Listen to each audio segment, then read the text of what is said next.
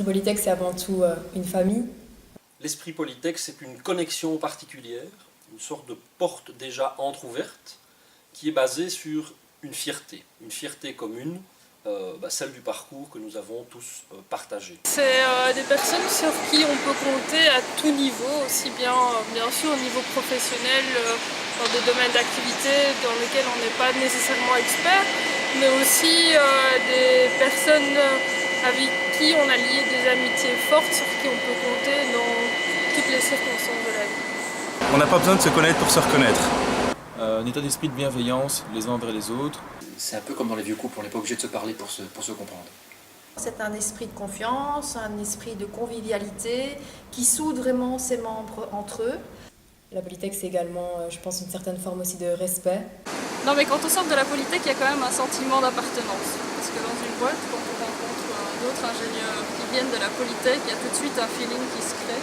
Tout de suite, on peut arriver à avoir évidemment des points communs par éventuellement des professeurs, des souvenirs de cours, et ça commence déjà tout de suite à avoir une empathie, et c'est important dans les relations professionnelles de pouvoir avoir ce genre de confiance. Plein d'activités qui permettent de rester en contact avec les anciens de la Polytech, mais aussi avec d'autres générations de polytechniciens. À travers l'IMS, tout à coup, on se rend compte que cette espèce de réseau à l'intérieur d'une seule année, qu'on a beaucoup connu pendant ses études, tout à coup devient un réseau transgénérationnel. Quelque part, la solidarité de la chaîne de valeur entre les étudiants et les diplômés peut ainsi se perpétuer. On a beaucoup aussi cet apprentissage par les plus anciens.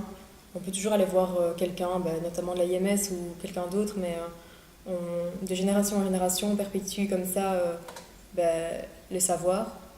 C'est un atout pour chaque diplômé, c'est un atout aussi pour la faculté, parce que ça offre pour les étudiants de la faculté une foule d'opportunités, de contacts, de liens. Ça les aide à découvrir le monde de l'entreprise, ça leur fournit des opportunités de stage, de travaux de fin d'études.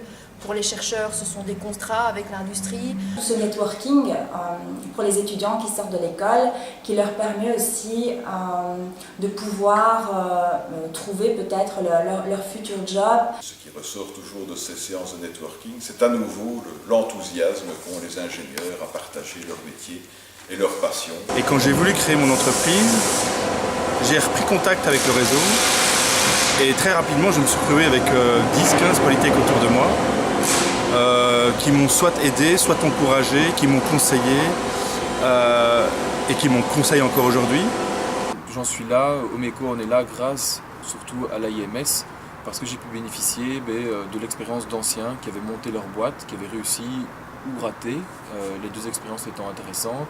L'association aide beaucoup puisque je peux postuler des offres via leur site d'emploi.